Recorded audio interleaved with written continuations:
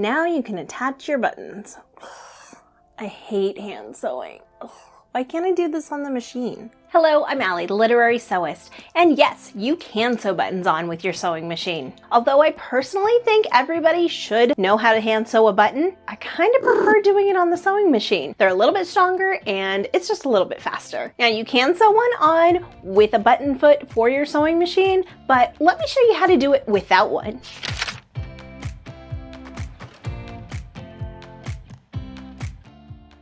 If your machine allows, lower the feed dogs.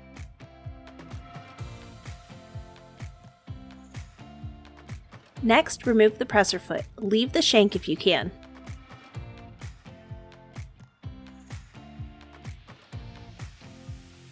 Put a little roll of tape on the back of the button to help it hold it steady.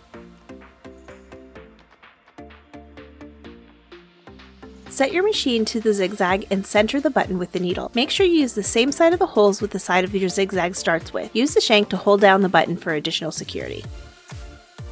Use the hand wheel to move the needle back and forth. Adjust your stitch length as needed.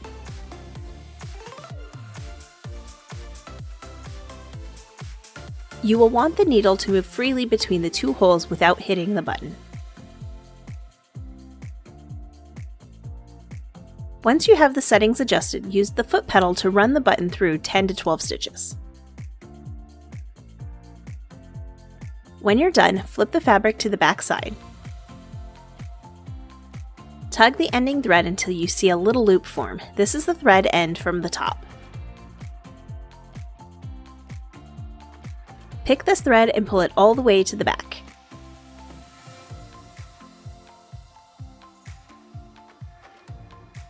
Tie and knot 3 threads in the back and snip the excess.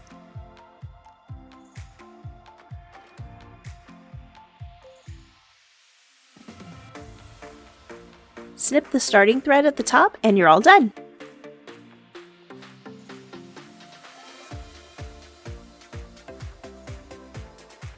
This is one of the easiest tricks you can do on your sewing machine. So if you love sewing buttons now, give this video a thumbs up. Or let me know down in the comments if you prefer to avoid them altogether. Then pop on over here for even more sewing tips and tricks. And I'll see you next time.